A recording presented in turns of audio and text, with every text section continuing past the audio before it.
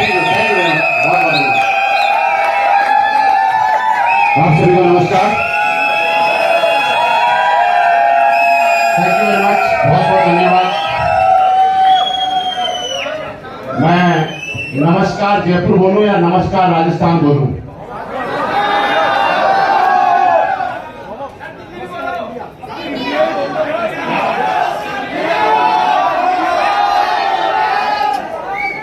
नमस्कार जयपुर, नमस्कार राजस्थान, नमस्कार हिंदुस्तान।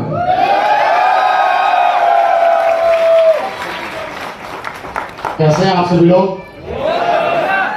मुझे लगता है काफी लंबे अंतराल के बाद मुझे आपसे मिलने का सौभाग्य प्राप्त हुआ है और मैं ऊपर वाले से दुआ करता हूं कि ऐसा सौभाग्य मेरी जिंदगी में बार बार मुझे मिलता रहे। क्योंकि ऐसा बोला जाता है कि लोग किस्मत ऊपर से लिखवा के लेके आते हैं और जो ही कोई किसी अच्छे लोगों के बीच में जा नहीं पाता है, ये किस्मत में मेरे लिखवा के लाया था कि मैं अच्छे लोगों के बीच में जाऊंगा और मुझे बार बार मौका मिलेगा, इसलिए मैं आप लोगों के बीच में हूं। और मुझे मालूम है आप लोग ये मौका मुझे बार बार देते रहेंगे। अभी तकरीबन 3:30 हो चुके हैं और 3:30 12 बजे से लेकर आप 3:30 बजे तक बैठे हुए हैं।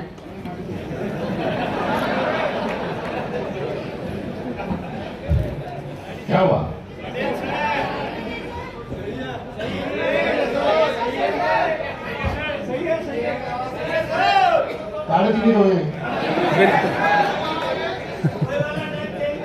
हाँ हाँ वही सेट वहीं पे मीटर वही सेट है।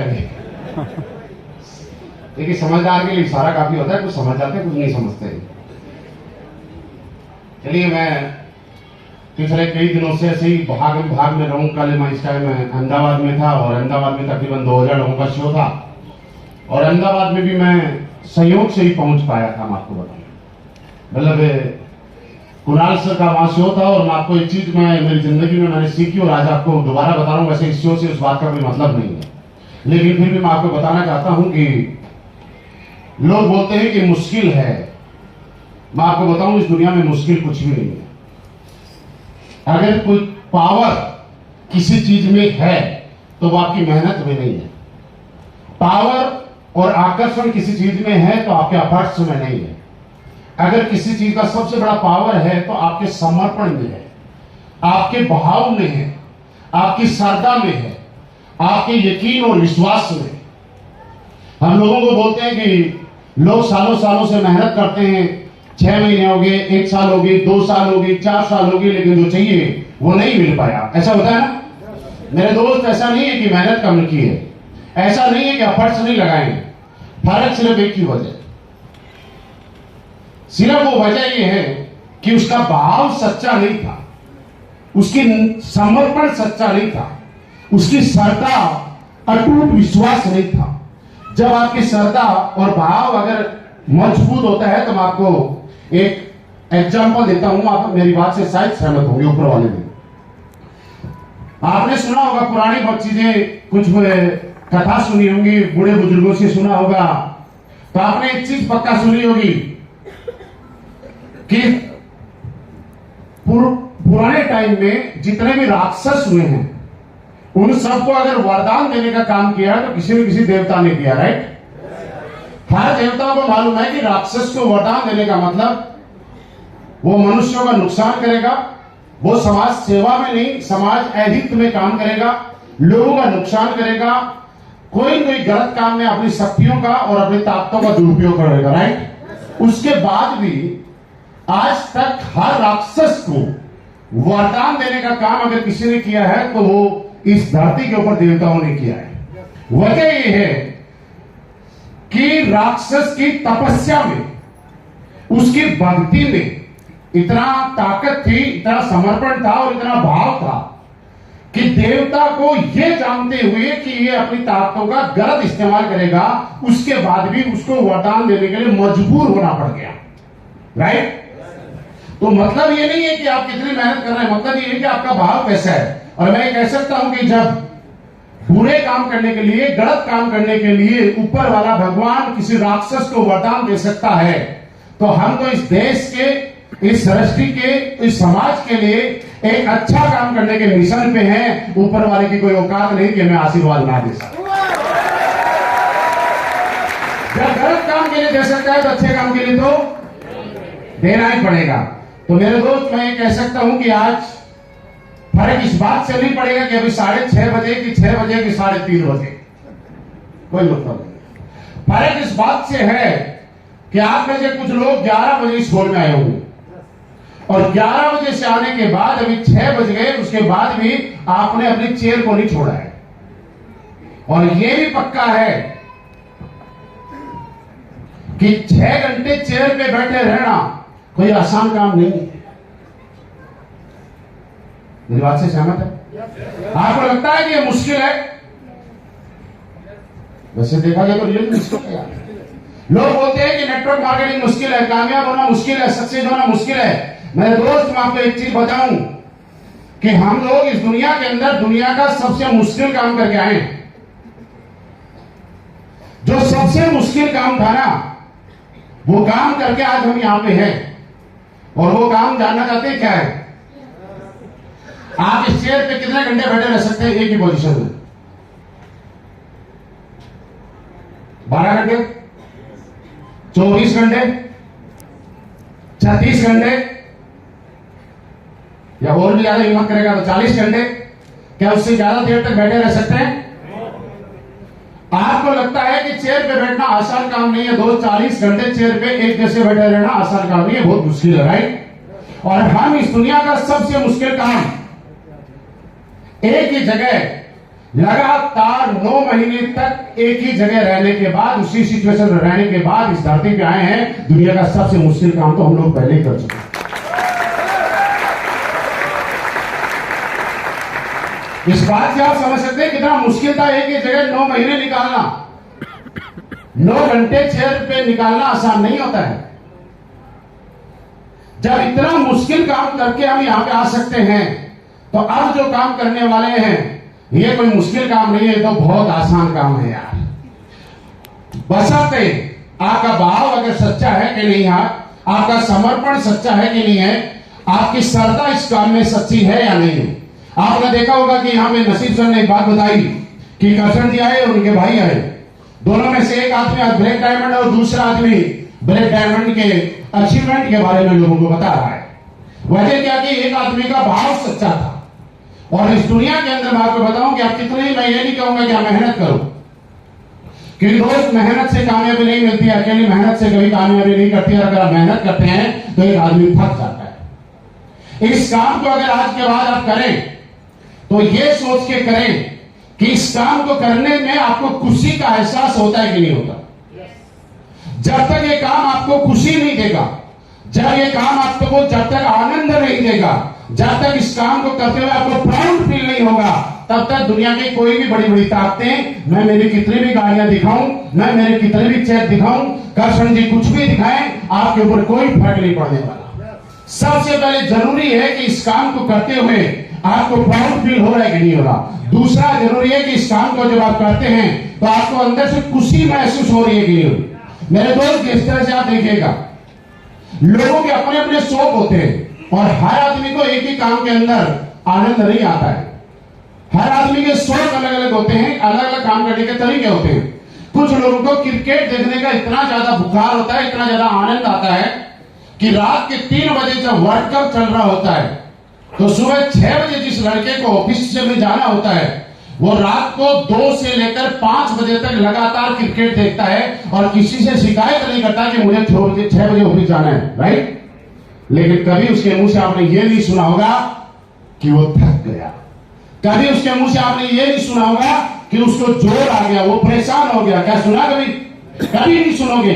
कुछ लोगों का आनंद इस बात में होता है कि हिंदुस्तान में जब भी कोई मूवी लॉन्च होगी तो पहला शो, चाहे भीड़ में जाके देखना पड़े, चाहे कैसे जाना पड़े, पहला शो देखना पड़ेगा। आप में से बहुत सारे लोग याद करो अपने पुराने टाइम को। आज के टाइम में पीवीआर आ गए, आईनॉक्स आ गए, जहां पे हम लोग मूवी का टिकट बुक किया करते हैं और ऑलरेडी एडवांस बुकिंग हो जाया करती है, सीट बुक हो जाती है। पुराने टाइम में ऐसा नहीं हुआ करता था। हॉल के बाहर एक काउंटर रहा करता था और काउंटर के बाहर कुछ लोग पहले शो के अंदर दादागिरी से जाते थे। जिसके पास दम ज्यादा, ताकत ज्यादा, वो आगे हाथ देके वो टिकट खरीदता था, लेकिन खरीद नहीं पाया। लेकिन जिसका शौक था कि मुझे मूवी का पहला शो देखना है, वो ब्लैक में टिकट लेके भी देखा करता था या नहीं देखा करता था? क्या था उसका शौक? जब उस शौक के लिए वो काम करता था तो उसके लिए टाइम ऑटोमेटिकली निकाल जाया करता। हम लोग यहां पे बोलते हैं कि आपको टाइम निकालना पड़ेगा। आप मुझे बताइए, क्रिकेट के लिए क्या टाइम निकालना पड़ा?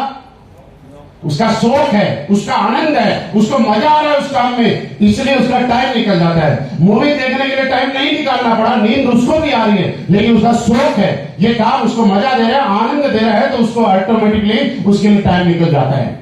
आज जितने भी लोगों को, सक्सेसफुल लोगों को आज इस स्टेज पे देखा, ये लोग इसलिए सक्सेस नहीं कि इन लोगों ने बहुत मेहनत की, ये लोग इसलिए कामयाब नहीं है कि इन्होंने क्या क्या किया, पॉजिटिव रहे, ये सारी चीजें अपने आप आ जाती है।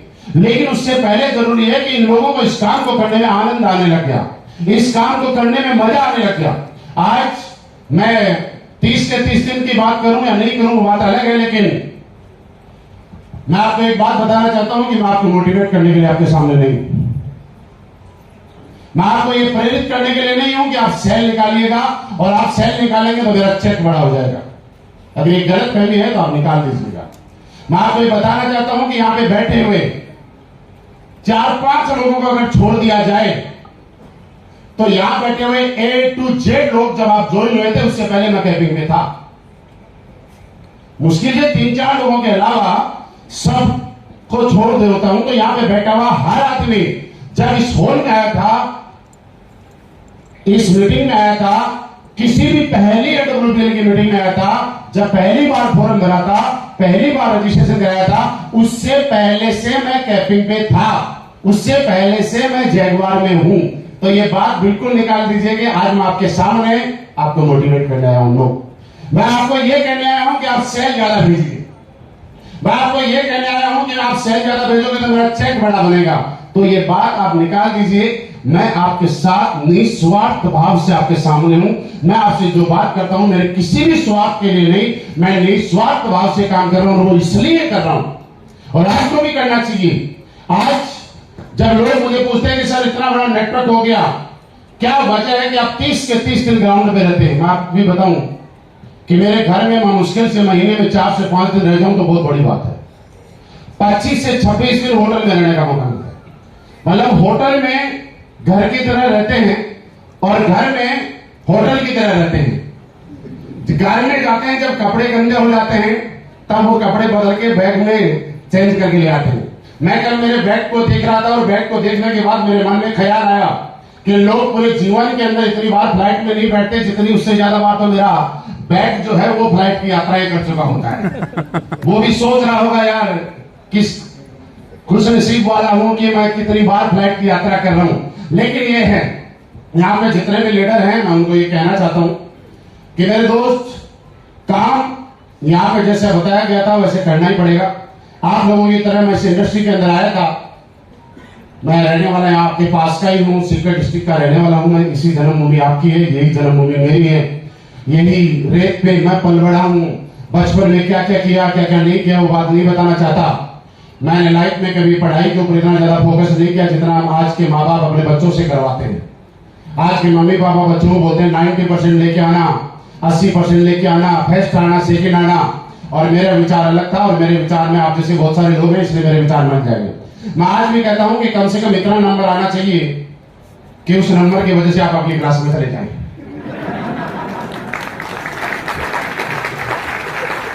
कि देखो भाई, मेरा मानना, सारा आदमी का मानना अलग अलग है। मैं भाई अगर 7वीं क्लास में है और 98 लेके आया, कौन सी क्लास में जाएगा? अच्छा, कोई 7वीं क्लास में और 34% ले आया, 33 पे होता ना पास, हमारे टाइम में तो होता था, अब आगे पीछे हुआ, अभी कम पड़ जाता तो ग्रीस भी लग जाता है। कई बार लगाया मेरे, इसलिए मेरे को व्यक्तिगत अनुभव बहुत अच्छा है इसका। तो 33%, 34%, 35% अगर लेके आ गया तो कौन सी क्लास में जाएगा? मैं मानता हूं जो 98% लाके भी 8वीं में जाना है। तो बच्चों को इतना परेशान मत करना आज के बाद, जितने माँ बाप यहां बैठे हैं कि वो 98 लेके आएंगे।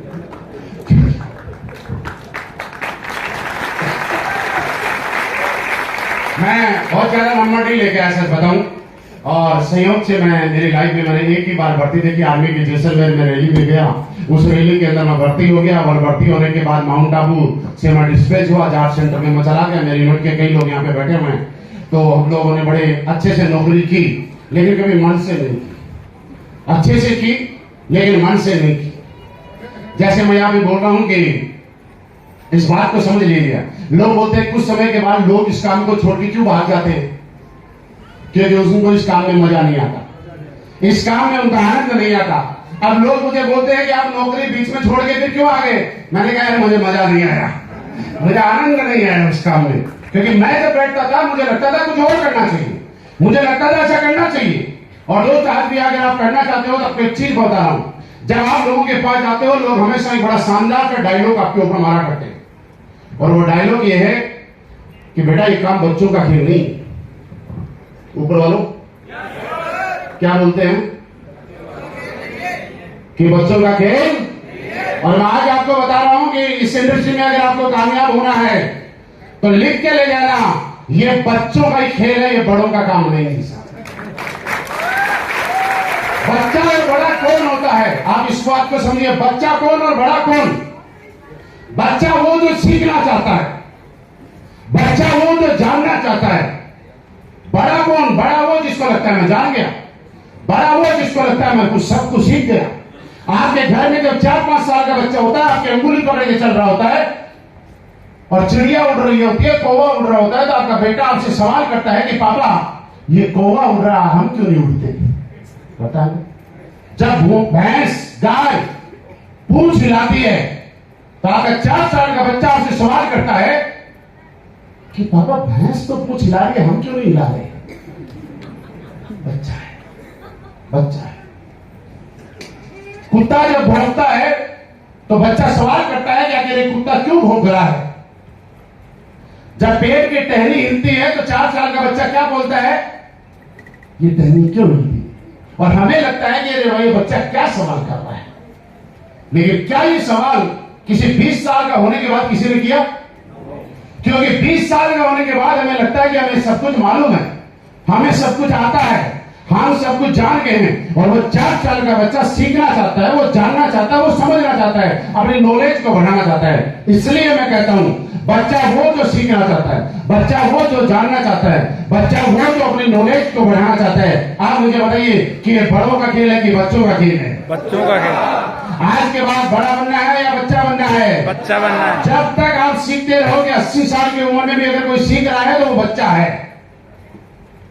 अगर 10-15 साल की 20 साल की उम्र का भी कोई बोलता है कि मुझे सब कुछ आ गया, अब मुझे सीखने की जरूरत नहीं है, तो आप समझ लेना बड़े हो गए हो, और ये बड़ों का काम नहीं है, ये बच्चों का काम है साहब। इस बात को आज समझ के जाना, क्योंकि बच्चों ने ही इतिहास लिखा और बच्चे वो होते हैं जो सीखना चाहते हैं। तो आज के बाद यहाँ पे सारे लोग बच्चे बन के चले जाना। मैं इस इंडस्ट्री में आया था, अगर बात करूं तो अभी तकरीबन बालिग नहीं हुआ हूं इस इंडस्ट्री के अंदर। बालिग का मतलब कितने साल होता है, 18 साल तो नहीं हुए होंगे, लेकिन नियर बाई उसके पहुंचने वाले हैं, कुछ समय बाद, कुछ सालों बाद पहुंच जाएंगे। और ये कह सकता हूं कि जब नाबालिग रहते रहते यहां तक पहुंच गए, तो जब बालिग हो जाएंगे तो क्या से क्या कर देंगे। लेकिन इतने लंबे टाइम तक एक चीज रही लाइफ में, और वो आपको भी आज इस काम को करना है, यहां तक अगर पहुंचना है। ये काम आपकी जिंदगी में तब कामयाबी दिलाता है जब इस काम के प्रति आप लगातार पॉजिटिव रहते हो, लगातार सकारात्मक रहते हो। फर्क नहीं पड़ता कि लोग आपके साथ ज्वाइन करते हैं कि नहीं करते, फर्क नहीं पड़ता कि लोग आपकी बात मानते हैं कि नहीं मानते, फर्क नहीं पड़ता कि लोग आपका साथ देंगे या नहीं देंगे। फर्क इस बात से नहीं पड़ेगा कि आपको क्या मिला, फर्क इस बात से पड़ेगा कि आपने क्या मिलने के बारे में सोचा। यहां पे इन लोगों को कामयाबी होने के लिए सबसे बड़ी बात, आपको अपने सपनों को जिंदा करने की जरूरत है। देखिए, याद कीजिए आज वो सपने कहां गए जब आपकी उम्र 15 साल, 16 साल, 14 साल, 13 साल की उम्र में थे हम लोग। और हम लोग कोई मूवी देखा करते थे, और मूवी के अंदर एक सीन आया करता था, किसी के बंगले के बाहर बढ़िया सा गार्डन है, झूला लगा हुआ है, स्विमिंग पूल है। तो हम लोग सोचा करते थे कि ऐसा बंगला मैं भी बनाऊंगा, 15 और 16 साल की उम्र में, राइट। जब किसी हीरो की उन्हें 8-10 लाख रुपए की 20 लाख रुपए की लग्जरी बड़े वाली बाइक पे उसको राइड करते हुए देखते थे फिल्मों के अंदर, तो हम लोग जब कॉलेज जाया करते थे तो हमारे यहां पे जो पोस्टर बेचने वाले होते थे उनसे लग्जरी घर का, 2 सीटर कार जो ऊपर से खुली रहती है उसका, एक महंगी 50 लाख रुपए की बाइक का पोस्टर यहां पे बैठे हुए हर आदमी ने अपने घर में लगाया होगा, खरीद के लगाया ना।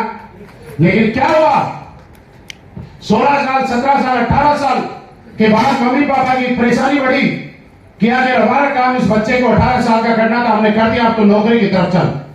जब हम लोग नौकरी की तरफ गए, अपने किसी भी व्यापार की तरफ गए, चाहे वो प्राइवेट हो सरकारी हो कुछ भी, उसके बाद हमें समझ में आया कि पूरी उम्र की जो सैलरी है और पूरी उम्र का खर्च करने के बाद मुझे 50 लाख रुपए की मिलेंगे, और जबकि 50 लाख रुपए की बाइक का तो मैंने एक पोस्टर लगा रखा है। मैं जो गाड़ी का मैंने पोस्टर लगाया उधर, बाद में उसको गूगल पे जब सर्च किया, और आपको मैं बताऊं कि हमें से ज्यादातर लोगों ने आज तक सर्च ही नहीं किया कि वो जो बंगला का फोटो हमने घर पे लगाया था उसकी रियल कॉस्ट क्या थी, जिस बाइक का पोस्टर हमने लगाया था उसकी रियल कॉस्ट क्या थी, जिस कार का ओपन वाली कार का पोस्टर लगाया था उसकी रियल कॉस्ट क्या थी। जब गूगल पे खोल के देखा 10 करोड़ 12 करोड़ 8 करोड़ 5 करोड़, तो हमें लगता कि हमारी बस की बात नहीं है। और धीरे धीरे धीरे धीरे 16 साल के सपने 32 साल 35 साल और 40 साल के अंदर आते थे हमारे खत्म हो गए। हम लोगों ने ये सोचना शुरू कर दिया कि कैसे जैसे महीना निकल जाए, 20 तारीख आ जाए, 20 के बाद 5 दिन किसी से उधार मांग के गुजारा कर लेंगे, अगले महीने सैलरी मिलेगी, पैसा आएगा तो पिछले महीने का खर्चा चुक जाएगा, फिर कुछ पैसा बचेगा, उससे अगले महीने का काम निकाल लिया जाएगा। और एक मिडिल क्लास आदमी की परिवार की जिंदगी में नियमित होता क्या है, जब उसका काम अगर बढ़िया से चलता है लेकिन उसके घर में कोई भी शादी फंक्शन बर्थडे कुछ भी आ जाए, हर आदमी या तो लोन लेता है या उधार लेता है। मेरी बात से सहमत आप? मैं आज आपको ये कहने आया हूं दोस्त कि आप आज ये सोच के जाइएगा कि ज्यादा मेहनत तो नहीं, लेकिन यार 4 साल अपनी जिंदगी के AWPL को देने के लिए आप आज कमिटमेंट करके जाना, और वैसे ही देके जाना, वैसे ही देके जाना, और उसी श्रद्धा उसी भाव से कसम आपको जिस भगवान को मानते हैं उसकी बात कर रहा हूं मैं। आप जिस भी अल्लाह गॉड वाहिगुरु जिस भी भगवान को मानते हैं ना, लोगों को उसके अंदर एक श्रद्धा होती है, भाव होता है। और आपने रियली देखा होगा, लोग सालों सालों से शनिवार को पीपल के पेड़ के नीचे तेल का दीपक जलाते हैं। आज तक उस तेल का दीपक जलाने से किसी की एक विशेष एक मनोकामना पूरी नहीं हुई, एग्री? लेकिन आज तक उस भगवान के प्रति वो आदमी नेगेटिव नहीं हुआ। पीपल के पेड़ के चारों तरफ धागा बांधते हैं, कोई विश पूरी हुई या नहीं हुई क्या फर्क पड़ता है, लेकिन आज तक उस भगवान के प्रति वो इंसान नेगेटिव नहीं हुआ। राइट? आप जब किसी भी मंदिर में गए हैं, किलोमीटरों तक लंबी लाइन लगा दी, आपको 12 घंटे लाइन में लगने के बाद दर्शन करने का मौका मिला, लेकिन 12 घंटे तक दर्शन करने का मौका मिलने के बाद आप नेगेटिव नहीं हुए कि अरे बेकार भगवान है। जब 12-12 घंटे वेट करवाते हैं तो हम इनके दर पे अगली बार से नहीं आएंगे, क्या किसी के मुंह से आवाज निकली आज तक? लेकिन वो 12 घंटे का वेट आपको थकाया नहीं, वो 12 घंटे का वेट आपको हतोत्साहित नहीं किया, उसने डिमोटिवेट नहीं किया, क्योंकि उस भगवान में आपकी श्रद्धा थी, आस्था थी, समर्पण थी। और वही चीज लोग बोलते हैं 4-5 साल पैशन से रखना है, दोस्त पैशन से आपको रखना है, तो उस तरह से जिस तरह से आप जिस भगवान को मानते हैं, जिसको भी मानते हैं, जिसमें भी आपकी श्रद्धा है, उसके प्रति जितना समर्पित रहते हैं। क्या आप 10 बार किसी भगवान के दर पे गए और किसी आदमी ने आपको बोला अरे भगवान भगवान तो बेकार होते हैं, इनके यहां जाने से कुछ नहीं मिलता, तो क्या उस भगवान के प्रति आप नेगेटिव हो जाते हैं? बोलो सारे लोग ऊपर वालों नेगेटिव हो जाते हैं? नो। आस्था तो परमानेंट बरकरार रहती है ना हमारी। मेरे दोस्त, जिस दिन ये वाली आस्था आपके अपलाइन के प्रति, ये वाली आस्था आपके सिस्टम के प्रति, यही वाली आस्था आपकी कंपनी के प्रति, प्रोडक्ट के प्रति आ जाएगी, उस दिन मैं कह सकता हूं दावे से कि भगवान के किसी दर के ऊपर जाने से आपकी मुराद पूरी हो या ना हो, 5 साल यहां पे माथा टेक लेना, आपकी नहीं आपकी 3 वीडियो की मुराद पूरी होगी। क्योंकि यहां साक्षात देखिए, आपने जितने लाइन पे सुना, आज लोग इतनी बड़ी बड़ी कृष्ण जी की गाड़ी की कीमत मालूम है क्या है? 1 करोड़। 100 की गड्डी लेना, एक तराजू में रखना, 100 की छोड़ो, केवल 500 की गड्डी भी ले लेना, 200 की भी ले लेना, 100 की भी ले लेना, एक तराजू में रखना, दूसरी साइड में कृष्ण जी को बैठा देना।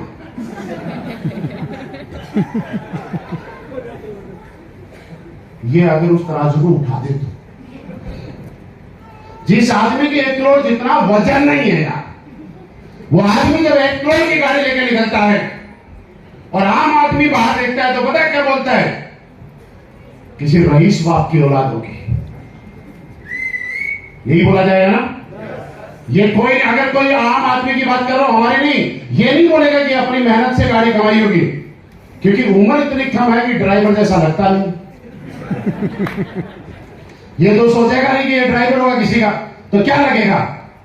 किसी रईस बाप की औलाद होगी, जमीन बिक गई होगी, हाईवे के किनारे आ गई होगी, फैक्ट्री के किनारे आ गई होगी, मुआवजा मिल गया होगा, लेकिन उनको कौन समझाए कि साहब यहां पे ना जमीन बेचने की जरूरत है, ना मुआवजा लेने की जरूरत है, एक बार यकीन करने की जरूरत है। जो आज तक किसी के खानदान में सोचा नहीं होगा ना, वो जरूर होता है। मैंने कभी नहीं सोचा था कि मैं जगवान लूंगा, मैंने कभी नहीं सोचा था कि आज मैं जिस मंच पे जाता हूं मुझे बताने की जरूरत नहीं है मेरे पास कौन सी गाड़ी है, मुझे बिल्कुल भी बताने की जरूरत नहीं है, और आज भी नहीं बताऊंगा कि महीने में कितना कमाता हूं। मुझे ये बताने की अब जरूरत भी नहीं है कि मैंने टोटल अर्निंग कितनी की है, लेकिन ये बताने की जरूरत है, और मैं इतना बताना काफी है कि आज जो लोग मेरे साथ शुरू में आए थे, उनमें से हर आदमी आज लग्जरी कार चलाता है, और जब वो लग्जरी कार लेके रोड से निकलता है तो लोग अपनी बाइक के ऊपर पीछे बैठ के और ऐसे सेल्फी लेते हैं, और उनकी गाड़ी के साथ सेल्फी लेना प्राउड फील करते हैं, और मन में सोच के जाते हैं कि कोई रईस जा रहा होगा यार। बस मेरे लिए ये सोचती है। आज मेरी टीम के अंदर जब मैं कभी सोचा करता था कि मेरे पास जैगवार आएगी, और मैं आपको बताऊं कि आपकी जिंदगी की सबसे बड़ी प्रॉब्लम क्या होगी?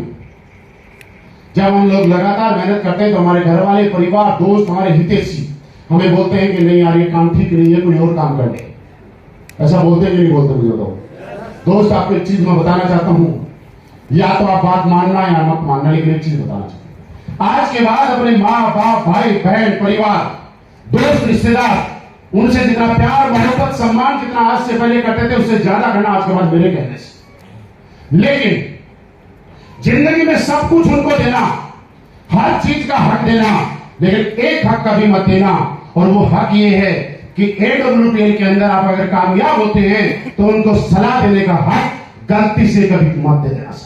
अगर AWPL में सक्सेस होने का हक आपको अगर किसी को देना है तो एक आदमी को, और वो आपके लाइन ऑफ स्पॉन्सर में आपका एक्टिव अप्लाई होना चाहिए, वो आपका सक्सेसफुल अप्लाई होना चाहिए। इसके अलावा किसी माइक के लाल को हक मत दे देना कि वो आपको सलाह दे सके, ये गलती कभी मत करो। हम लोग गलती क्या करते हैं? मेरे पड़ोस में कोई बड़ा रईस बैठा है, पैसे वाला है, उससे मैंने सलाह ले ली। मेरे दोस्त रईस फैक्ट्री का मालिक हो सकता है, क्या वो ये बता सकता है कि लोगों को कैसे जोड़ा जाएगा? कोई रईस है जिसकी बहुत बड़ी होटल है, होटल का मालिक है, 5 स्टार होटल का, क्या वो आपको ये बता सकता है कि ब्रोंज कैसे बना जाता है? कोई कुछ भी होगा, आपको ब्रोंज से ब्रांड एम्बेसडर बनने का रास्ता सिर्फ इन लोगों के अलावा और इस दुनिया में कोई दिखा नहीं सकता। ये हक सिर्फ आप अपने पास रखना और किसी को मत देना। और मैं आपको बताऊं कि नेगेटिव होने वाली चीजें, किसी को सफलता जल्दी मिलती है तो किसी को लेट भी मिलती है, लेकिन याद रखना सक्सेस जितनी देर से मिलती है ना उतनी ही परमानेंट होती है। जितनी जल्दी मिलती है वो टेम्परेरी होती है। ये उसी फसल और उसी पेड़ की तरह है कि जो फसल 3 महीने में पक जाती है, 3 महीने के बाद हमें दोबारा से मेहनत करनी पड़ती है उसकी। लेकिन जो पेड़ 6, 7, 8 साल में फल देना शुरू होता है, उसके फल और उसकी छाया हम और हमारे बच्चे भी खाते हैं। आपको अगर समझना है इस इंडस्ट्री को तो ऐसे समझिएगा। डायरेक्ट सेलिंग इंडस्ट्री वैसे ही है जिस तरह से हम लोग एक पेड़ लगाते हैं, और आपके घर के बाहर जब आप पेड़ लगाते हैं तो शुरुआती दौर में उस पेड़ के चारों तरफ दीवार करनी पड़ती है छोटी छोटी मिट्टी की, जिससे उसे पानी डाला जाता है। किया होगा ना आप लोगों ने। उसके बाद भेड़ बकरी कुत्ता गाय भैंस उनसे बचाने के लिए लकड़ियां लगानी पड़ती हैं। बारिश से बचाने के लिए भी आपको बचाना पड़ता है, सर्दी से भी उनको बचाना पड़ता है, किसी बोरी से आप ढक देते हैं। ऐसा किया होगा ना। गर्मी में सर्दी में बारिश में सबसे आपने उसको बचाया होगा। गाय भैंस से बचाया, केर की जब उसमें कीड़े लगने शुरू हुए तो आप कीटनाशक दवाइयां लेके आए और उसकी जड़ों में आपने डालने का काम किया, उसकी पत्तियों पे आपने स्प्रे करने का काम किया। 3 साल 4 साल 5 साल तक ये लगातार आपने प्रोसेस फॉलो किया।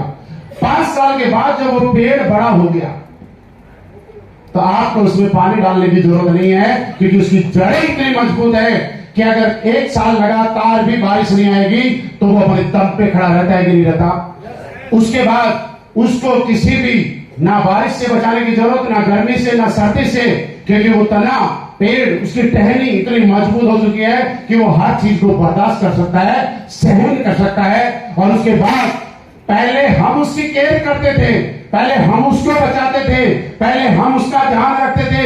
अब वो पेड़ इतना बड़ा हो गया कि अब वो हमारा और हमारे परिवार का ध्यान रखता है। जब बारिश होती है तो हम और हमारा परिवार उस पेड़ के नीचे होते हैं तो हमें बारिश से बचाता है। जब सर्दी होती है उसके नीचे चारपाई लगा के सोते हैं तो हमें सर्दी से बचाता है। जब गर्मी होती है और दोपहर में हम लोग वहां बैठते हैं तो वो पेड़ हमें गर्मी से बचाता है। जब हमें भूख लगती है तो उसके फल लगते हैं और हमें भूख से बचाता है। 4 साल उस पेड़ की केयर हम लोगों ने की। हम लोगों ने उसको बारिश से भी बचाया, कुत्ते बिल्ली से बचाया, भेड़ बकरी से बचाया। और 4 साल के बाद अगले सालों सालों तक वो पेड़ अपना कर्जा चुकाता है और वो जिंदगी भर के लिए हमें और हमारे परिवार को बचाने का काम करता है कि नहीं करता। ये इंडस्ट्री भी वैसी ही है। 4 साल तक आप लोग केयर कीजिएगा यहाँ पे, अपने टीम की, अपने आप की। यहां पे भी मैंने बोला गाय भैंस कीटनाशक दवाइयां, कीटनाशक कीड़े, आपको नेगेटिव करने के लिए बहुत सारे सक्सेसफुल लोग आपको मिलेंगे। क्योंकि आप जिनकी बातें सुन के अगर नेगेटिव हो जाते हैं तो मैं उनको सक्सेसफुली बोलूंगा। ऐसे ऐसे सक्सेसफुल लोग मिलेंगे, आपको मिलते होंगे। मैं कई बार फ्लाइट में जाता हूं, कई बार एयरपोर्ट पे बैठा रहता हूं, कई लोग खाली टाइम के अंदर बात कर रहे होते हैं, यार सरकार तो बड़ी बेकार है, क्या हालत कर दी अर्थव्यवस्था की, संभाले अर्थव्यवस्था नहीं संभल रही है, कितनी अर्थव्यवस्था बढ़ गई, खराब हो गई, महंगाई किस कदर बढ़ रही है। इन लोगों ने तो पिछले 8 साल में देश को बर्बाद करके रख दिया। शाम को पता चलता है भाई साहब के पास आलू लाने के पैसे नहीं है। सुबह जो दाल बनाई थी ना वो शाम को थोड़ी गाढ़ी हो गई, तो वाइफ को बोलता है एक काम कर, उस दाल में थोड़ा पानी डाल और दोबारा से गर्म कर। जब घी को गर्म करना होता है तो गैस पे नहीं करता, दोपहर में 1 बजे घर के बाहर रखता है, धूप से गर्म कर रहा है गैस बचाने के लिए। उसको ये नहीं पता कि तेरे घर की अर्थव्यवस्था कैसी है, तेरे बच्चों की फीस टाइम पे जा रही है कि नहीं जा रही, तेरे टाइम पे कपड़े आ रहे हैं कि नहीं आ रहे। लेकिन सलाह किसको दे रहा है, बात किसकी कर रहा है। इन लोगों से देश नहीं चलता। मेरे दोस्त ऐसे सलाहकार हर आदमी को पर डे कहीं न कहीं मिलते हैं, हमें भी मिलते हैं। कई लोग पुराने जब मिल जाते हैं हमें बोलता है आप क्या कर रहे हो, मैंने कहा वही काम कर रहे हैं। बोले इतने साल से वही कर रहे हो। मैंने कहा और क्या करें, बोले वही वाला जिसमें जोड़ने वाला काम होता है। मैंने कहा हाँ। बोला यार एक काम कर। मैंने कहा बता भाई, अभी की बात बताऊं, अभी भी मिलते हैं ऐसे समझदार लोग। बोला पैसे तो बहुत आ रहे हैं। मैंने कहा बहुत आ रहे हैं। कमा भी बहुत लिए। मैंने कहा बहुत कमा लिए। या साथ साथ में कोई दूसरा बिजनेस शुरू कर लो, इस बिजनेस का भरोसा नहीं है। हाँ किसको सलाह दे रहा पता है, टूटी फूटी बाइक लेके आया, दहेज में मिली, आज तक उसने तेल के अलावा दूसरी चीज नहीं डाली और वो भी मजबूरी में डाली, क्योंकि बिना तेल के चलता नहीं। और सलाह का कहा दे रहा है जयगवार के बराबर वाली सीट पे बैठ के। मैं उसको धीरे से बोलता हूं, उसके सर का हाथ फेर के। मैंने कहा तेरी सलाह बहुत बढ़िया है, मैं तेरी इज्जत भी बहुत करता हूं, मैं तेरा सम्मान भी बहुत करता हूं, दिल्ली में तेरे लिए बहुत इज्जत है, और कभी कम नहीं होगी। लेकिन यार मेरी एक कमी है, तो बोलता बता क्या कमी है। मैंने कहा मैं सलाह देने का हक उसी को देता हूं जिसकी औकात मुझे सलाह देने की होती है, बाकी किसी को मैं सलाह देने का हक नहीं। यार एक जैगुआर वाले को एक आदमी बाइक पे आ रहा है और वो सलाह दे सकता है क्या? यही मैं बताना चाह रहा हूं। दोस्त फर्क इस बात से नहीं पड़ेगा कि आप ब्रांड एम्बेसडर बने हो कि नहीं बने, फर्क इस बात से पड़ेगा कि आपके दिमाग ने सोचा कि नहीं सोचा। और आपको मैं एक बहुत काम की चीज बता रहा हूं, जितने भी लोग ध्यान से सुनना। इस दुनिया में जिस चीज को पाने के लिए आपको कुछ करना पड़ता है, उसमें आपकी सिर्फ 10% एनर्जी लगती है, और जिस चीज को पाने में सबसे बड़ा रोल रहता है 90%, उसके लिए कुछ करना ही नहीं पड़ता है। आप जहां भी पहुंचोगे ना, याद रखना उसके लिए कुछ नहीं करना पड़ता है। तो आपको बोलो करना क्या पड़ेगा, बता दूं? यस। जानना चाहते हो? लेकिन बताऊंगा तब जब इस बात को लगातार आप याद रखोगे। उस चीज को पाने के लिए सोचना पड़ता है। आप आज इस हॉल में आए हो, इस हॉल में भी बैठे हुए हो, आपका रोल मात्र 10% है। 90% रोल इस बात का है कि आपके दिमाग ने यह स्वीकार किया या एक्सेप्ट किया कि मुझे इस हॉल में कल जाना है। इस बात का ही सबसे बड़ा रोल है, आपका आने का कोई रोल नहीं है साहब, क्योंकि आपका दिमाग ये स्वीकार नहीं करता कि मुझे हॉल में जाना है, तो आप आज का टाइम कहीं और दे चुके होते। आप प्लान देने में जा सकते थे, रिश्तेदारी में जा सकते थे, बर्थडे में जा सकते थे, या घर में सो भी सकते थे, लेकिन आपने ये काम नहीं किया। इसका मतलब आने में जो रोल है वो आपका नहीं है, आने में जो रोल है वो आपके थॉट प्रोसेस का है, आपके दिमाग ने स्वीकार किया। वैसे ही मैं बोलता हूं, यहां पे जब एक आदमी पूछता है क्या सारे लोग डायमंड बनना चाहते हैं, कुछ लोगों की आवाज आती है कि यस हम डायमंड बनना चाहते हैं। फिर सामने वाला लीडर बोलता है कि सर आवाज कम आ रही है, तो अगली बार कुछ लोग बोलते हैं ले बोल दिया यार बनना चाहते हैं, बोलना ही तो। फिर बोलता है अभी भी आवाज नहीं आई ऊपर वालों की, तो ऊपर वाले ने ले बोल दिया भाई अब क्या करवाएगा, बोलने से कौन सा डायमंड बनाएगा, हमने कौन सा बनना है। सबसे पहले मुश्किल ये नहीं है डायमंड बनना, इस काम में सबसे बड़ा मुश्किल काम है, जानना चाहते हैं क्या? आपका दिमाग ये स्वीकार करे कि डायमंड बना जा सकता है। जिस दिन आपके दिमाग ने स्वीकार कर लिया कि डायमंड बना जा सकता है, यकीन मानना आपका 90% काम हो गया है, 10% काम उसके बाद होना है। 90% रोल ही इस बात का है कि डायमंड बना जा सकता है। मैं आज आपके बीच में हूं तो 10% रोल मैं आपके बीच में हूं इस बात का है, लेकिन 90% रोल इस बात का है कि मेरे दिमाग ने स्वीकार किया कि मुझे जयपुर में इस हॉल में जाना है। 90% इसी बात का रोल है सर। दूसरा रोल, ऊपर वाला एक आदमी को कामयाब होने का मौका हमेशा देता है। कुछ लोग उस मौके को नजरअंदाज कर देते हैं और कुछ लोग उस मौके को स्वीकार कर लेते हैं। और यकीन देखिए दोस्तों, मैं आपको फिर एक बात बताना चाहता हूं, क्योंकि ऐसा बोला जाता है ऊपर वाले की मर्जी के बगैर आज तक एक पत्ता भी नहीं हिला है। एग्री है? यस।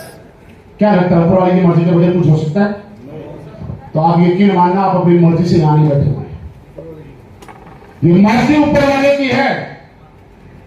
अगर ऊपर वाले की मर्जी नहीं होती तो जब सुबह आप बोल के लिए निकले थे, आपके घर से बैग से फोन आता कि आपका बच्चा छत से गिर गया, आप मुझे बताइए हॉल में होते या बच्चे को हॉस्पिटल ले जा रहे होते? क्योंकि ऊपर वाला नहीं चाहता था। अचानक कोई काम आ जाता, कोई अनहोनी होती या खुशखबरी होती और हम लोग मीटिंग में नहीं आते, मतलब ये नहीं था कि अनहोनी हुई या खुशखबरी हुई, ऊपर वाला नहीं चाहता। ऊपर वाला नहीं चाहता था कि आप इस मीटिंग को अटेंड करें, और ऊपर वाले को धन्यवाद देना कि वो चाहता है कि आप कामयाब हो, इसलिए अब तक इस हॉल में बैठे हो।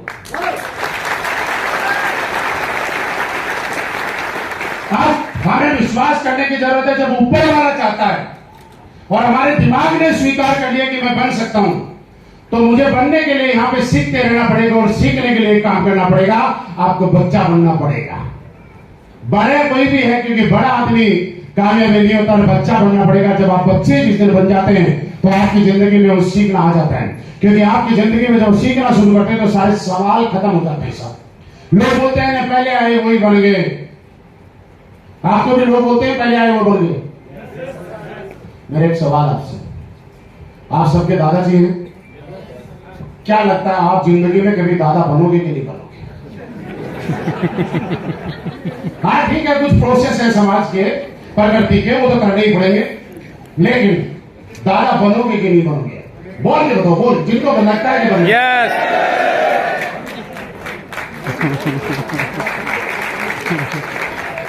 लेकिन कोई पैदा होते ही बोलते बना दे दादा, बन जाएगा क्या? नहीं। नहीं बनेगा। क्या होगा? दादा बनने के लिए उम्र कितनी चाहिए?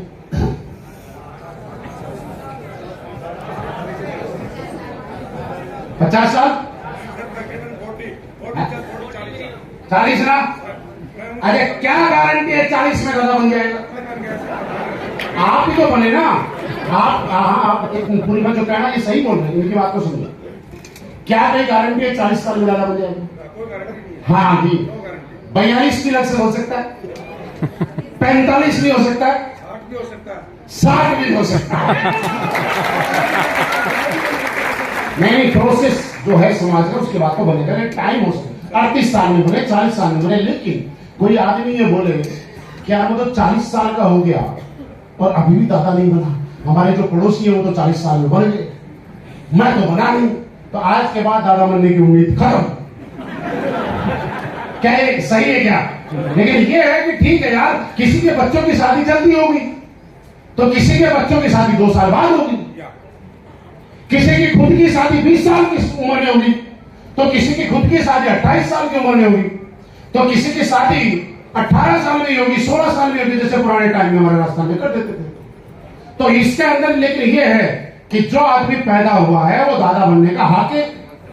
किसी को 2 साल ज्यादा लगेंगे तो किसी को, मेरे दोस्त ये बात वैसे ही है, AWPL के अंदर जो पैदा हुआ है और जिसने फॉर्म भरा है वो हर आदमी डायमंड बनने का हकदार है। कोई 2 साल बाद बनेगा, कोई 2 साल पहले बनेगा, लेकिन बनेगा तो सही। आप ये नहीं कह सकते कि देख महेंद्र जी 3 साल बना और मैं नहीं बना तो उम्मीद खत्म। तो साहब फिर तो 40 साल में दादा बन गए तो बाकी लोग सारे बोलेंगे हम तो बनेंगे, 56 तक भी लोग वेट करेंगे। प्रोसेस है, परिस्थितियां हैं और बहुत सारी चीजें हैं। वैसे ही आपके लिए भी जरूरी है कि जिस आदमी का फॉर्म भरा गया, जिसका रजिस्ट्रेशन हो गया, वो आदमी लगातार लगा रहेगा, वो यहां पे डायमंड बन जाएगा। और मैं आपके सामने प्रत्यक्ष हूं दोस्त, आज बताते हुए बड़ी खुशी है कि मैं ये कह सकता हूं कि यहां पे बोल रहे थे कि डायमंड की आन बान शान निराली होती है ना, और उसके आगे वाला लाइन क्या थी? ये ईद दिवाली कुछ नहीं होती है, डायमंड की आन बान शान निराली होती है। और हम हर बार कहते हैं उसके पास बिना क्लच और बिना गियर की लग्जरी कार होती है। और आज भी बोलते हैं डायमंड बनने के बाद फ्री हो जाएंगे। आज भगवान जी डायमंड बने ना, आपके पास कौन सी गाड़ी है? ओडी है, समझना। आपके दोनों पैर काम करते हैं कि एक ही पैर काम करता है जब गाड़ी चलाते हैं? एक पैर फ्री है। जिसके पास अल्टो है उसको कभी क्लच भी दबा रहा है, ब्रेक भी दबा रहा है, क्लच भी दबा रहा है, ब्रेक, दोनों पैर मेहनत में लगे हुए हैं। इन्होंने एक पैर फ्री कर लिया। दूसरा, जब गियर डाउन करने पड़ते हैं तो आदमी का क्लच दबाता है, गियर डाउन करता है, गियर अप करता है, गियर डाउन करता है, गियर अप करता है, करता ही नहीं करता। आपको याद है आपने गियर कब डाला था? 1 नंबर, 2 नंबर, 4 नंबर। आपको पता है 6 नंबर पे चल रही है कि 7 नंबर में कि 9 नंबर में? वो गाड़ी ने अपने इनका काम ले लिया आपने। वो खुद ही तो 2 नंबर में चलती है, खुद ही 9 नंबर में चलती है। जब जैसी जरूरत होती है गियर अपने आप कन्वर्ट हो जाता है। तो आप मुझे बताइए फ्रीडम है कि नहीं है? ये हाथ फ्री है, ये पैर फ्री है, तो आप मुझे बताइए डायमंड बनने के बाद फ्रीडम मिलता है कि नहीं मिलता? ये सबसे बड़ा। बाकी गाड़ी के अंदर आदमी यहां से निकलता है, यहां से निकलता है। तो जब पार्किंग में गाड़ी खड़ी करते हैं, छोटी जगह होती है, तो सोचना पड़ता है यार किधर से निकलूं। अब इनसे पूछूं, इधर दीवार आ गई, इधर कोई दूसरी गाड़ी आ गई, तो इनके लिए ये जरूरी नहीं है कि इधर से उतरे, इनकी ऊपर भी एक गेट है, ऊपर से भी निकल सकते। निकले हो कभी? फोटो देखी होगी ना आपने? तो बस डायमंड की आन बान शान निराली होती है, उसके पास बिना क्लच बिना गियर के ऊपर गेट वाली भी लग्जरी कार है। और ये इतिहास है, ये इतिहास है जयपुर टीम का। आज मेरी टीम के अंदर 150 से ज्यादा लग्जरी गाड़ी, 150 ओडी, BMW, मर्सिडीज, जैगवार और फोर्ड जैसी लग्जरी गाड़ी है। लेकिन सबसे कम टाइम में सबसे ज्यादा लग्जरी गाड़ी अगर किसी स्टेशन पे है तो वो आपका जयपुर स्टेशन है। आप सुन लीजिए मैंने क्या पाया क्या कमाया, इस बात का मतलब नहीं है। आप मेरी जगह पे देखिएगा, रात को जब मैं एयरपोर्ट से निकल रहा था मैंने देखा 7-8 गाड़ी, Audi, BMW, Mercedes, Range Rover, Jaguar और सबके ऊपर सेम नंबर। आज तक जयपुर स्टेशन से कोई रईस ऐसा नहीं निकला होगा जिसको लेने के लिए 10 लग्जरी गाड़ी सेम नंबर की आई होगी।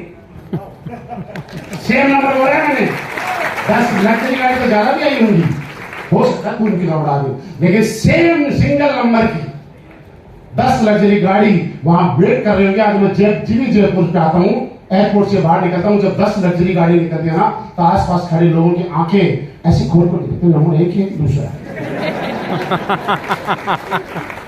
मुझे लगता है देखते हम लोग एक वही नंबर ही लग रहा है। आप सोचिए इससे बड़ा विजन क्या हो सकता है यार।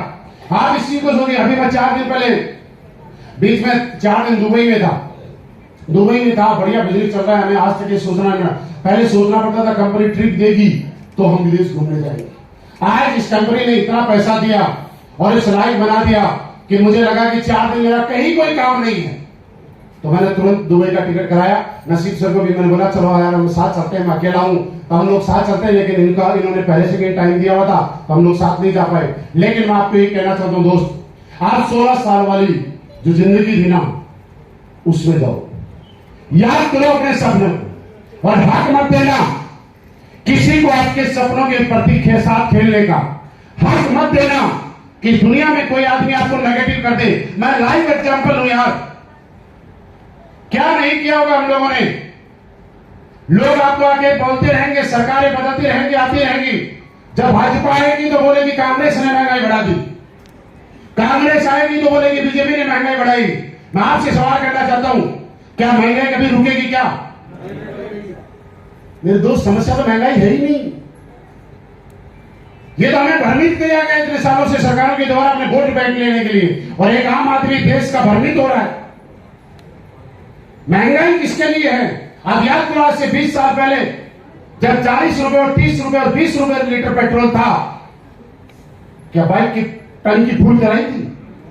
जब किसी को मांग के लेके गए थे ना तो ये सोचा था मौसी का घर 40 किलोमीटर है और प्लेटिना एवरेज 50 का देती है, तो हमने बोला 800 ग्राम का दे। सही है। बोलो किया कि नहीं किया ऐसा? मैंने किया। मैं तो गरीब आदमी हूं, मैंने किया, मुझे बताने में शर्म नहीं, आप रईस होंगे तो बात अलग है, लेकिन मैंने किया। लेकिन जिनके पास उस टाइम पैसा था तब उनकी टंकी उस टाइम भी भरा करती थी, और जिन लोगों के पास आज 100 रुपए पेट्रोल होने के बाद भी आज यही हिसाब लगाते हैं प्लेटिना है 40 किलोमीटर जाना है तो 800 ग्राम लाते हैं। लेकिन आज भी जिनके पास पैसा है वो पेट्रोल पंप पे जाके ये बोलते हैं कि फुल करते हैं। यही हो रहा है। आप मुझे बताइए, प्रॉब्लम महंगाई नहीं है यार, प्रॉब्लम कमाई है। महंगाई चिल्लाते रहेंगे, एक बार कमाई पे फोकस करो। महंगाई नाम की कोई बीमारी दुनिया में है ही नहीं, प्रॉब्लम कमाई में है। आज हमें बच्चों के लिए सोचना पड़ता है कौन से स्कूल में पढ़ाएं। क्या इस जयपुर में ऐसे स्कूल भी होंगे जिनकी 1-1 लाख रुपए महीने की फीस आती है? और आपके गांव का जो प्राइवेट स्कूल है ना, वहां मास्टर जी आपके घर पे आके सिफारिश करता है, भाई साहब इस बार आपके बच्चे को मेरे स्कूल में डालना। मास्टर जी रिक्वेस्ट करते हैं आपसे, करते हैं अगर आप 3 बच्चों को डाल दोगे तो छोटा फ्री कर दोगे, है ना? अब कई आदमी तो उस टाइम सोचते हैं यार बड़ी गलती हो गई। एक फ्री पढ़ लेते। अगर 4 पैदा कर लेते तो ये मास्टर जी चौथे को तो बड़ी नहीं पढ़ा लेते। और हमने तो 4 इसलिए पैदा नहीं किए क्योंकि सोचा था खर्चा ज्यादा हो गया, तो मास्टर जी बोल रहे कि 3 को आप अपने बच्चों को डाल दो, चौथे बच्चे की फीस नहीं लेंगे। आते हैं। लेकिन आज भी जयपुर के वो स्कूल जहां लाख लाख रुपए की फीस है, वहां पे एडमिशन नहीं मिलता है। आपको बड़े बड़े अधिकारी, बड़े बड़े नेताओं की सिफारिश लगाने के बाद एडमिशन नहीं मिलता है। आप मुझे बताइए, प्रॉब्लम महंगाई है या कमाई है? रियली जो हमारी जिंदगी में जो प्रॉब्लम है वो कमाई है, और हम लोगों का ध्यान कहां चला गया? महंगाई। महंगाई कमाई नहीं है। मैं आपको बता रहा हूं कि मेरी गाड़ी की टंकी और आपकी लीटर की गाड़ी के पेट्रोल की टंकी आज भी फुल रहती है, और पेट्रोल अगर हो जाए 1000 रुपये और 10,000 रुपये लीटर, हमारी टंकियां तो वैसे ही फुल रहेंगी। क्योंकि हम जानते हैं कि इसके लिए हम घर पे नहीं सोते, इसके लिए मेहनत करनी है। और मेरे दोस्त, मैं आपको एक चीज बताऊं कि यार इतनी मेहनत तो आज करना, इतनी मेहनत तो करना कि आपकी जिंदगी में आपके जाने के बाद एक दाग ना लगे। जानना चाहते हैं? मैंने ऐसे बहुत सारे लोगों को देखा है जिनके पापा दादा इस दुनिया से चले गए, और उनको जाने के बाद पूछते और भाई क्या चल रहा है, तो बड़ी आसानी से जवाब देते हैं, कुछ नहीं यार, पापा कर्जा छोड़ के गए थे वो चुका रहा हूं। सुना है ना? सुना है ना? वो ये नहीं बोलता हमारे पापा की वजह से तुम इस धरती पे आ गए, इससे बड़ा एक माँ बाप का एहसान हमारे लिए क्या हो सकता है? इससे बड़ा एहसान ना कोई था, ना कोई है, और ना कोई होगा। लेकिन फिर भी क्या बोलता है? कर्जा छोड़ गए थे वो चुका रहा। मेरे दोस्त, कम से कम इतनी मेहनत जरूर करना, इतना काम जरूर करना कि आपके आने वाली पीढ़ियां, आपके बच्चे आपका नाम लेने में प्राउड फील करें और ये बोलें कि यार रियली मेरे पापा मेरे लिए कुछ करके गए हैं। और आपके पापा, आप पापा होने के नाते आपके बच्चे कम से कम आई लव यू तो आपको बोले, इतनी मेहनत आपको। और अगर मेरी बात अगर आपको ऐसे लग रही है तो यहां बैठे बैठे कई लोग सोच लो, इस दुनिया में से बहुत सारे लोग हैं, इस फोन में बैठे भी बहुत सारे लोग हैं, बुरा मत मानना। पिछले 6-7 साल में अगर वो गिनेंगे ना उनकी वाइफ ने कितनी बार आई लव यू बोला होगा, तो शायद पिछली बार आई लव यू वाइफ ने कब बोला था पिछले 7 साल में, तो ऐसा लग रहा पिछले 7 में तो बोला ही नहीं, 8वें साल में जब एक बार शादी हो गई थी उसके बाद ही बोला था। भाई हंसो मत, सारे अपना अपना मंत्र कर लेना। और एक प्रॉब्लम वही है, कांता मैडम ने बात बता दी थी यहाँ पे बड़ी अच्छी सी, कि आई लव यू जब जितना ज्यादा पैसा कमाओगे ना उतना अपने आप ही मिलता है, क्योंकि उसके लिए कुछ करना पड़ता है। तो मेरी तरफ से मैं ये चाहता हूं कि जयपुर टीम ने आज तक रिकॉर्ड बनाए हैं, आगे भी रिकॉर्ड बनाएगी। अभी जैसलमेर का टारगेट चल रहा है, आगे भी हम सारे लोग मिलकर रिकॉर्ड बनाएंगे। और दोस्त इतना काम जरूर कीजिए, देखिए कुछ तो करना पड़ेगा, यहां नहीं करेंगे तो कहीं और करना पड़ेगा। लेकिन कुछ भी करना, मेरे कहने से मैं एक चीज आपको बता के जा रहा हूं, टाइम पास कभी मत करना यार, क्योंकि आपके लिए ये टाइम पास हो सकता है, लेकिन एक चीज सोच के देखना, किसी और के लिए टाइम पास नहीं हो सकता। आपकी टीम में अगर 10 लोग, 5 लोग, 7 लोग है ना, वो लोग इस कंपनी को देख के नहीं आए, मुझे देख के नहीं आए, वो लोग आपकी बातों पे विश्वास करके आए। उन लोगों ने अपने बच्चों के, अपनी वाइफ के, अपने माँ बाप के, अपने परिवार के सपने आपके साथ जोड़े और आने वाले टाइम में जोड़ेंगे। अगर इस काम को करना है तो 100% यकीन और भरोसे के साथ करना, और नहीं तो आज के बाद मत करना, क्योंकि दोस्त सब कुछ जिंदगी में मिल जाएगा। आप अंबानी बन जाना, अदानी बन जाना, लेकिन आज का जो वक्त है किसी में इतनी औकात नहीं है कि दोबारा आज का वक्त खरीद के ला सको। आज की जिंदगी की सबसे कीमती अगर कोई चीज है तो वो एक चीज है आपका वक्त। इस वक्त को कभी खराब मत करना, इसको कभी जाया मत करना। दोस्त मेरे लिए यूज मत होना, आप जितने अपलाइन बैठे हुए हैं इनके लिए यूज मत हो जाना। अगर आपको करना है तो आपके सपनों के लिए काम करना है, और जब आप अपने सपनों के लिए काम करोगे तो एक चीज आपकी जिंदगी में पक्का हो जाएगी। कोई फर्क नहीं पड़ेगा डाउनलाइन ने क्या बोला, कोई फर्क नहीं पड़ेगा प्लान ने क्या बोला, कोई फर्क नहीं पड़ेगा किसी ने क्या बोला। फर्क इससे पड़ेगा कि मुझे कहां तक जाना है। और जिसकी भी जिंदगी में ये बोलता है मुझे तो बुरा लग गया अपलाइन ने ऐसे बोल दिया, मुझे तो बुरा लग गया मेरे डाउनलाइन ने ऐसे बोल दिया, मुझे तो बुरा लग गया लोगों ने मेरे फोन उठाने बंद कर दिए, मुझे तो बुरा लग गया कि लोगों ने मेरे गेट खोलने बंद कर दिए। अच्छा हो रहा है दोस्त, अगर आप लोगों से हटके करोगे तो आपके साथ कुछ तो हटके होगा।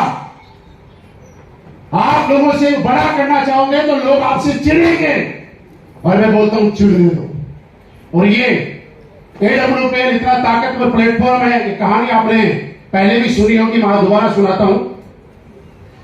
मुझे रियली नहीं पता था कि AWPL में इतना दम है, सच बता। और ये वैसे ही है, एक बार क्या हुआ अपने इनकी जयपुर के पास की एक दादाजी थे, उनका पोता फौज में भर्ती हो गया, तो पोते से बड़ा लगाव था, पोते के बगैर रह नहीं पाए, ट्रेनिंग का टाइम था। तो उन्होंने बोला यार पता नहीं कैसा खाना मिल रहा होगा, क्या मिल रहा होगा क्या नहीं मिल रहा होगा, चलो कुछ घी भी दे के आते हैं। तो उन्होंने घर पे घी निकाला अपने घर के भैंस का, क्योंकि बाहर तो इतना शुद्ध मिलता नहीं, तो घी लेके गए और ट्रेन में बैठ गए जयपुर से। और जाते जाते जयपुर से जैसे थोड़ी दूर बाहर निकले तो ट्रेन रुक गई। जब ट्रेन रुक गई तो RPF वाले आए, TTI वाले बोले ये क्या हुआ, किसने चैन केस दी। तो आराम से देखा तो चैन के किनारे पे एक 5 लीटर का घी का वो क्या बोलते हैं, कैन बोलते हैं ना, वो लटक रहा। और जाके बोला एक घी का डब्बा किसका है। तो दाऊ जी ने बोला हाथ लगाने की जरूरत नहीं है, मेरा डब्बा है, मेरे पोते के लिए लेके जा रहा हूं, फौज में बहुत मेहनत कर रहा है, हाथ मत लगा देना।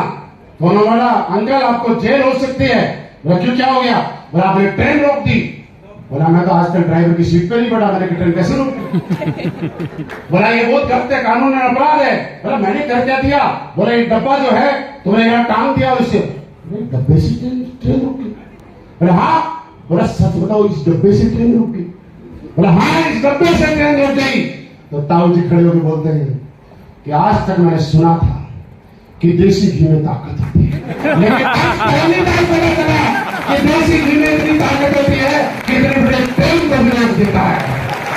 मेरे दोस्त मैंने भी सुना था कि डायरेक्ट सेलिंग इंडस्ट्री में ताकत होती है, लेकिन जब AWPL करना शुरू की तो पता चला कि ताकत नहीं, इसमें इतनी बड़ी ताकत होती है कि आपके एक पीढ़ी के लिए 7 पीढ़ियों की गरीबी भगा सकती है। यह प्लेटफॉर्म आपके सामने है। मेरी तरफ से आपको बहुत बहुत शुभकामनाएं, बहुत बहुत धन्यवाद। आपका साथ और प्यार यूं ही बना रहे। Thank you very much, thank you very much, बहुत बहुत धन्यवाद।